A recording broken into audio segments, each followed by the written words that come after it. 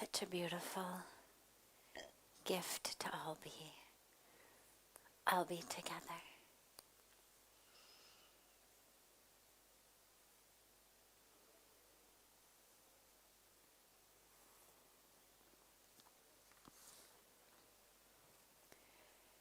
Beginning with one of our questions that's come in from our family, joining us from all over the world. When is death called a peaceful death?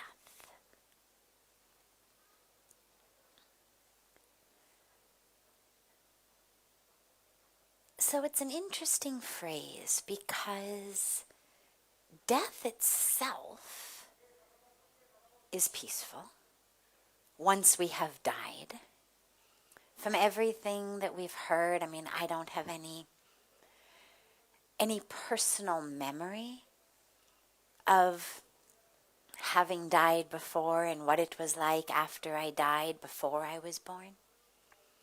But from all of those who do, from all of the sages and the saints and the rishis and who have been able to access that state, even while alive and in the body, so that they could share it with us. Death itself, once we have died, is peaceful. Now, obviously, if you've got karmic things to work out, there's going to be some karmic things to work out. You'll take another birth, and in that birth, you'll work out your karmic things, and those aren't always so peaceful. But that's the karmic package, right? If I'm left with some items in my karmic bank account, when I come back next life, I'm going to have to work through those. Some of them will be sweet, some will be bitter. So a peaceful death doesn't mean and every life thereafter, every minute will always be peaceful. That only happens when we've actually attained that state of moksha, of freedom, of liberation. That's why people bring asti, the ashes, to the banks of Ganga. It's why we perform sacred rites, or if not Ganga, to other sacred rivers. People have so many sacred rivers or other sacred places. But it's why we perform these rites and rituals. Is it said that these help that soul attain that state of oneness with God, where of course it's always peaceful. There's no coming back and struggling again. Those are the prayers of, may my loved one attain liberation. God,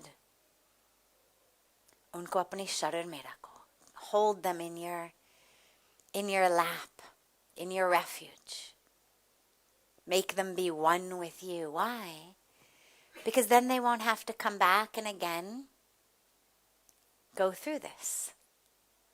So the concept of peaceful death, I think A, refers to the prior to taking birth experience of death, before we've taken another birth and we come through the birth canal screaming and crying. Before that,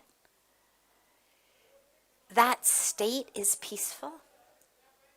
When we've been in pain in life, it said, well, at least now there's no pain, they are pain-free. The suffering they were experiencing, they are now free of that. And so they are in peace. It's also why we perform Shanti Puja. Even separate from or after an Asti Visurjan, after the ash immersion, we'll perform a Shanti Puja. It's why we perform all of our ancestral pujas during Shraddh, right? So that may they be in that state of liberation, of moksha, of total peace, of total oneness with God. But when you talk about a death being peaceful, so the actual act of passing being peaceful, because sometimes people will say, well, I know it's very sad that someone has died, but at least they had a peaceful death. You hear that a lot as well. And that really has to do with the state of mind of the person who was dying. It's not so much about how they died as the state of mind of the person who was dying. When someone is grasping on to life for dear life, not wanting to let go, fighting it, that's not going to be a peaceful passing. They may still experience peace after they die. And if they lived a beautiful life, they may absolutely attain that oneness with God. But that moment of passing may not be peaceful if they're not surrendering, if they're fighting it. And that's where spiritually we're taught, quite literally, to prepare for death. All of that hanging on to our egos that we do in life, well, that's what we're going to do in death. A lot of times people think, well, I'll just live this life full of lying and cheating and whatnot, and on my deathbed, because of course they say whatever you're thinking at the time of death, that's going to determine what happens after death. So a lot of times people think, well, I'll just, in those last 5 minutes, I'll be really pious. In those last 30 seconds, I'll just chant God's name. But the truth is, you're only going to live the last few minutes, bless you, exactly how you lived the rest of your life. You don't get a personality transplant on your deathbed. If your life was spent grasping and grabbing and pushing away and fighting and the ego, well, that's exactly what it's going to be on your deathbed. And if your life was spent connected, surrendered, devoted, well, that's what it's going to be like on your deathbed. And that's why we're told, prepare for death while you live. It doesn't mean that we don't try to fight an illness. It doesn't mean that the minute we get a sore throat, we say, Chalo, ye to Bhagwan ki chahe ab main upar ja rahi hoon. We do our best to stay alive, to stay healthy. But there's a moment when you know. And it may be only a few moments before death, it may be a few hours, it may be a few weeks. But where you know, okay, other than God's miracle, this is how it's going to go. And that's when the time really for that surrender comes. But you can only do that if you've lived like that. So in order to have a peaceful death, our mind has to be peaceful throughout our life. When things happen that aren't what we want, do we fight and scream and blame someone? Or do we accept? Not as a doormat, not as complacency that we don't try to change things, but on a deep level, do we accept God's will? Because if we do in life, then we will in passing. And of course, I know the question arises sometimes, well, if somebody's, let's say they were in pain, suffering, and so they put them on, pain medications, or they put them on morphine or something like that. And so that person isn't even in their right mind, or someone's in a coma. Well, that's okay. It's not that that person cannot have a peaceful death. It's not that you have to be medication-free. Very, very, very few people are medication-free at death. The vast majority of people are medicated in some way because they're dying of something that is painful. Whatever it may be, usually death is painful on a physical level. And so they're given pain medicine. And that does not interfere in any way with someone's ability to have a peaceful death. In fact, it may even help it. If someone's not in that state of just total consciousness, total surrender, actually to be medicated so they can be peaceful may actually be a beautiful blessing. And it doesn't have any impact on their karma. It doesn't have any impact on what happens after they die. It just eases that moment. Of course, we all think, God, it will be wonderful if I can just be fully conscious, fully aware, no pain. Some people think I'd like to die in my sleep. Also conscious, but in a different way, no pain. But the truth is, it's not in our hands. It's in the hands of our destiny. And so, this is where we work in our life to maintain that state of peace, to maintain a state of true surrender. Again, not complacency, not a doormat. Doesn't mean we don't act, doesn't mean we don't serve, doesn't mean we don't work. But along with that is just an awareness that may thy will be done. And if we live in a state of joy and a state of acceptance, what we want happens, great. What we want doesn't happen, okay. Something better is going to happen. When we've got that faith and that acceptance, then that stays with us.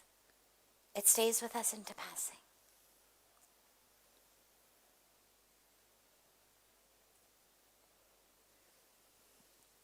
Does anyone here have any questions? Yes. How we can overcome anger? Yeah, you can ask again. Then our family watching online How can we hear you. can overcome anger? So,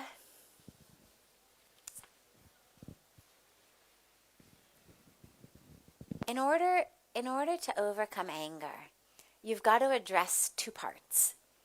One is the prevention, and then the other is the immediate treatment. So as we all know medically, prevention is the best cure. Prevention is the best medicine. So how do we prevent anger? Well, we prevent anger by recognizing that that which makes me angry is when my desire is not fulfilled. What I want to happen doesn't happen, I become angry. It's very simple. If what I want to happen happens, I'm not angry. If I didn't care whether it happens or not, I'm not angry. I'm only angry when I want something to happen and it doesn't happen. The universe is not dancing according to my tune. So the prevention is, how can I let go of these attachments to how the universe behaves? if I know that this attachment is going to lead me to misery. Because see, the problem is I have no control over what other people do. I have no control over how other people act. I have no control over the weather. I have no control over earthquakes or tidal waves, right? So if I plan a birthday party and a picnic and it rains, I'm angry. But then you say, well, maybe that attachment to a sunny day wasn't so wise to begin with because I don't really have any control over the weather. And if I'm really, really attached to a sunny day, so attached that if it doesn't happen, I'm angry, not just a little disappointed, well, then I've made a very conscious decision to put my emotional state in the hands of the weather. Like, why would you do that? When we have no control over it, when you can't reason with it, it's not listening to your prayers. It's not like you're saying, oh, clouds, please, just hold back a little longer. They're not listening. So why would you put your mental state in the hands of something that you've got no control over and doesn't listen to you? But whether it's the weather or whether it's someone else, a family member, a friend, an employee, an employer, a colleague, a neighbor, it's really the same situation. We don't have any control over what anyone else does or says. But if I am so attached to how they act, speak, that when they don't do what I want, I'm angry, then I've made that same silly decision. I've said my emotional state is so unimportant that I'm just going to hand it over to someone else's mood. You're in a bad mood? Okay, well, take my happiness with you. Because when you yell, then I'm going to get angry, so my happiness has gone. You're in a bad mood? Take my peace. Because when you insult me, I'm going to be angry. So let me hand you in advance my peace, my joy. Take that along with your bad mood. Why would we do that? If someone is in a bad mood, or someone is full of their own ego, or someone is in ignorance, or in greed, or in lust, or in competition, or whatever they're struggling with, why would you hand them your peace of mind? It makes no sense, right? So the prevention is to say, my peace, my joy, my mental state is in my hands. Whatever other people do, however they act, speak, dress, live, I'm the one with control over my mental state. And I'm going to hold on to that. That's the best prevention. Then you don't even get angry. Then you understand, everybody else is just engaged in their own karmic drama. Sometimes they do things that I like, sometimes they do things I don't like. But either way, I will stay balanced. That's what equanimity is. When we speak about equanimity as a virtue, equanimity says, I'm able to see diversity, variety, and enjoy it all. Like I see an apple tree and an orange tree and a banana tree, and I don't say to the apple tree, why can't you be juicy like the orange? Right? I don't say to the orange tree, why can't you be soft and squishy like the banana? I may have a preference. I may like oranges best. But I'm able to understand that they're all different, and I don't expect them to be like each other. In the same way, I may prefer certain tones of voice. I may prefer certain actions.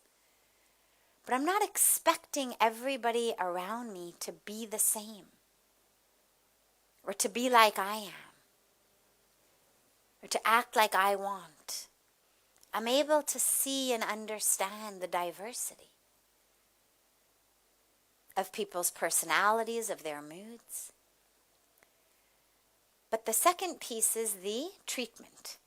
Okay, I'm in the midst of anger, the fever is on, what to do? Very first thing, stop. The moment you realize I have gotten consumed by anger, just stop. You may be mid-sentence. You may be with your hand up like this, about to slap someone. Just stop. The moment you realize. Now, of course, the mind says, "Wo to unko lagega ki I am a silly person." There I was yelling and I stopped mid-sentence. At least I have to finish my sentence, uphold my dignity. But the truth is, when you yell at someone, when you insult them, if you slap them with your hand, with your words, nobody respects you. The idea that somehow people are going to respect me when I yell at them, I mean, raise your hand. Has someone ever yelled at you and based on them yelling, based on them getting angry, suddenly you respect them? Never, right? It's always the opposite. Someone yells at you and you think, wow, right? You may not say anything out of politeness, out of fear, out of just a sense of chalo isko khatam kar do, bolne do. But you certainly don't respect them.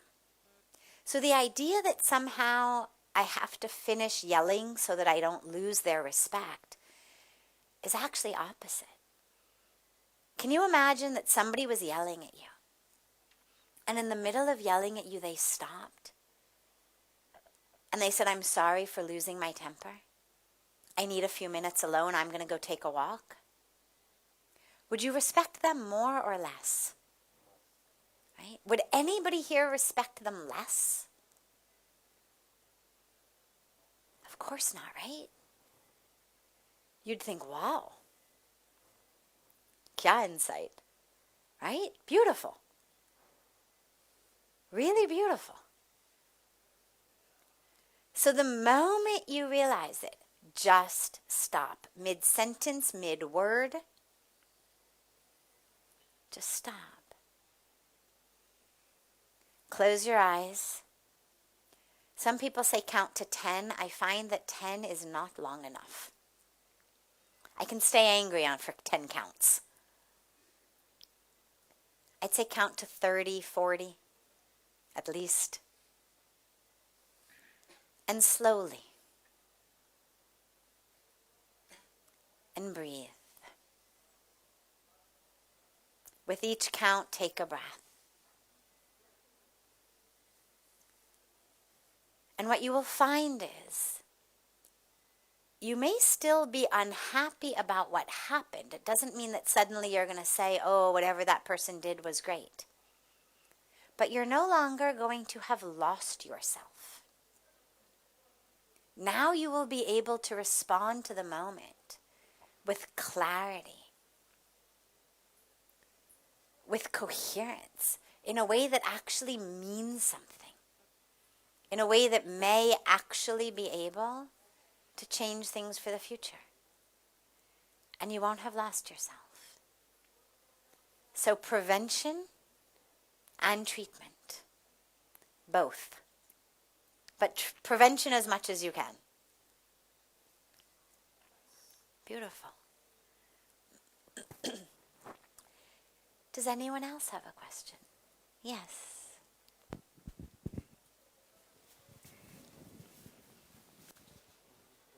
Just pranam to you. I have just came yesterday from Kolkata here, and knowingly everything, I was brought up in Vrindavan, the Krishna's place, but shifted to Calcutta due to some this hunger reason. Anyhow, I want to ask, what is the best way to live a present life, smile like you, and this mind should be free from all outcome and outgoings, so that whatever is doing, how I can accept anyone as he is. Beautiful. So, yeah, the best way to lead that very pleasant, happy, peaceful life is to let go of the things that steal your peace. So we ask ourselves, what is it that steals my peace? What is it that steals my happiness? So number one, when what I want doesn't happen. And so I say, cello, I'm going to not be attached to it. It doesn't mean I don't care. It doesn't mean that I don't try for something. It doesn't mean I don't have preferences. But it's the ability to say, cello, Bhagwan ki chanita. I guess it wasn't in God's plan. I guess for whatever reason, I was not destined to have an outside picnic today. Because it rained. Okay. What else can we do? It's my birthday. We've planned a picnic, but it rained. What else can we do? And what you realize is, as you take away the attachment, things become much easier. Now, when we say we become detached, it doesn't mean disconnected. It doesn't mean we don't work. We do work. Maybe we work even harder because our mind space is free of the attachment. We work, we try, we pray. We certainly have preferences. If I plan a picnic, I certainly prefer a sunny day to a rainy day. But I recognize in all of this that ultimately my peace of mind, my joy, that smile, is much more important to me than having a picnic outside. It's much more important to me than what someone else is going to say or do, or what the results of some action are going to be. Sure, we try. We have goals. But if my peace, my joy is going to be stolen by some outcome I didn't want, that's not worth it for me. And so it's a real constant choice. I call it choose peace, choose love. It's really a very conscious choice. This person is being obnoxious. They're being rude. Not really, just I'm inventing it. Somebody is being obnoxious. Somebody is being rude. I have two choices. Either I can give them my smile also, give them my peace also, or I cannot. And what I know is my smile, wo kimti cheez hai. It's not something I'm prepared to just give away like that because somebody's mood is off.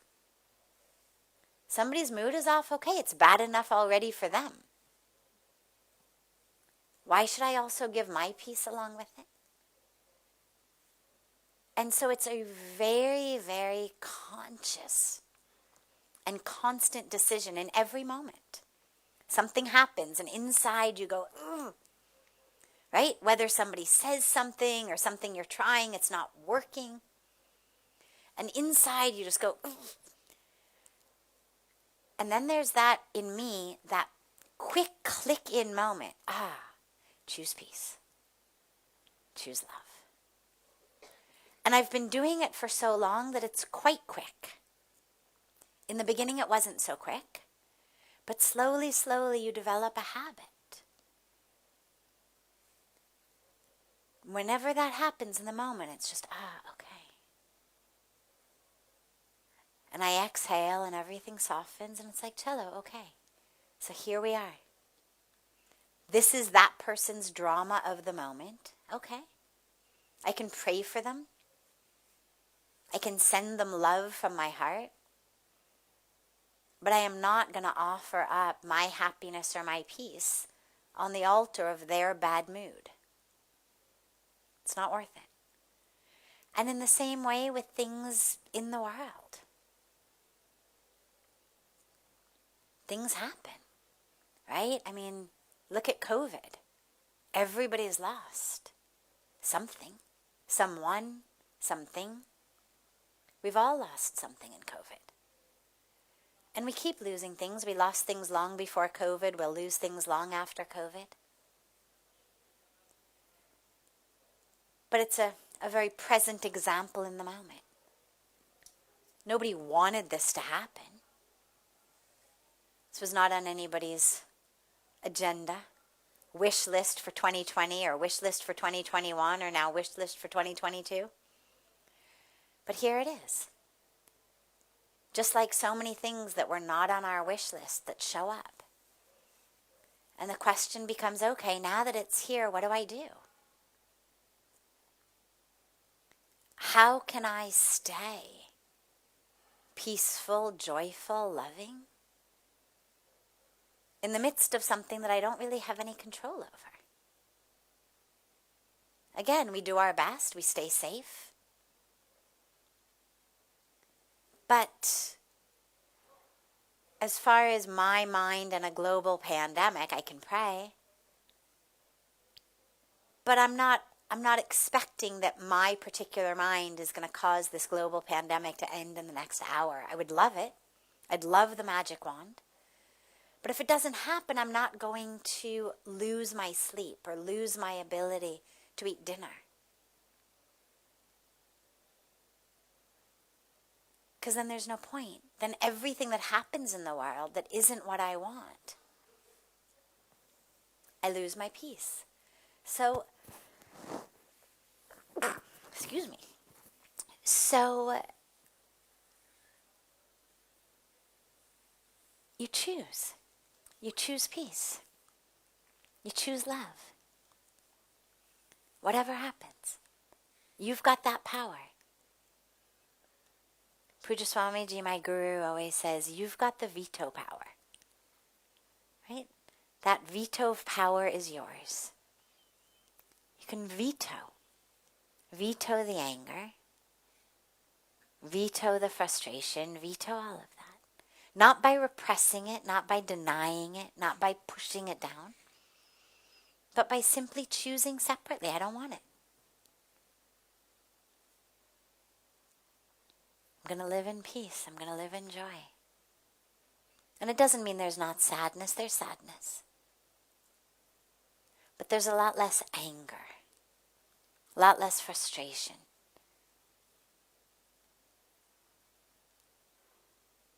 And then you find that you're able to stay peaceful, to keep smiling. To live a life that feels really, as you say, pleasant, joyful. It's up to you. It's not that the universe is going to give you what you want and then life becomes pleasant. You choose that whatever I've got, I'm going to feel pleasant about it. Always feeling the stress. All family members. Yeah. Why are you living in so stress every day? Exactly. Exactly. So this is what I'm saying. That stress is what's killing you. Choose peace. When you have a thought of stress, now the stress comes, agar ye hoga to kya hoga, right? So you plan. The first thing we do is plan, because being peaceful doesn't mean that we don't take care. Stress is normal.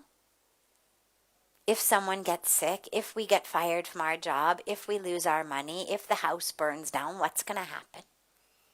So obviously we plan. It's not that we live reckless lives. We plan, we do our best. Our absolute best to stay healthy. Diversify our money so if one stock crashes, we don't lose everything, right? I mean, these are things that people do to take care of things. We take, eat well for our health. Here's what we do for money. Keep our job. We're nice to the boss. We do what they tell us, right? I mean, you do the things to prevent what you're afraid of to your best ability. You don't leave diyas burning in a wood house, right? You make sure that you're there in front of it while it burns. If you've got to go out, you extinguish it before you leave. You don't leave candles burning, diyas burning in a house. So we make smart decisions to prevent what we are afraid of from happening. But ultimately we realize it's in the hands of the divine. And so you do your best. Yeah. I know. It would be so nice to be in control, no? I know. It's not easy. It's not easy. There's a lot to be stressed about. I know. But your stress doesn't actually do anything. Your stress does not prevent anyone from dying, prevent the stock market from crashing, doesn't prevent you from losing your job or the house from burning down. It actually just kills you while you're still alive. And it ruins every moment that you do have.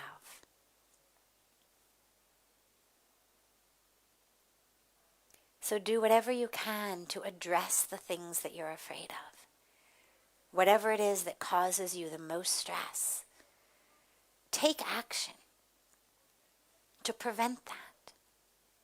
What can you do to prevent those things from happening to the best of your ability? And then Baki,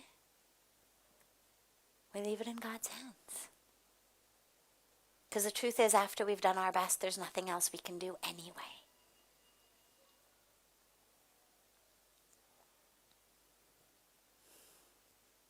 If I had a magic mantra for control, I would give it to you. But I don't. The only mantra that I have is for peace.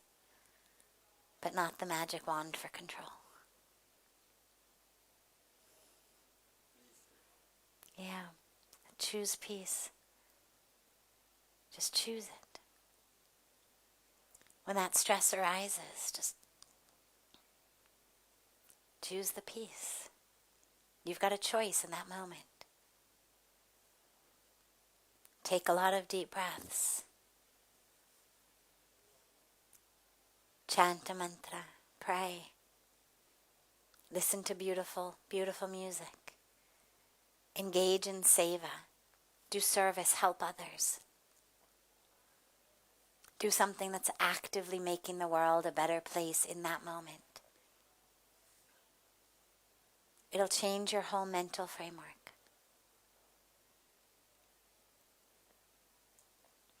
And when you're stressed, just notice it. Okay, I'm stressed right now. Okay. Doesn't mean you're a bad person. Doesn't mean there's something wrong with you. Have compassion for yourself also.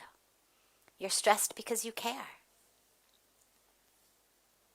You're stressed because you want to protect people around you. You don't want bad things to happen to them. So have compassion for yourself also. For the one who's trying so hard to take care of everything. Have compassion for that man. And just notice the stress, okay? Stress is here again, okay? Give yourself a big hug in those moments, really. If someone is around to give you a hug, even better, but if not, just give yourself a really big hug. It's okay. And then do something that'll help someone. Because at least that you've got some control over. Okay? Wonderful. That's all I can ask. And the more you do it, the better at it you'll get. It'll become a habit.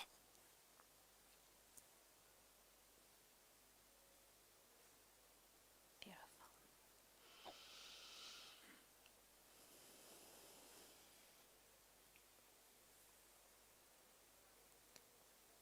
Have a beautiful, beautiful rest of your evening, everyone.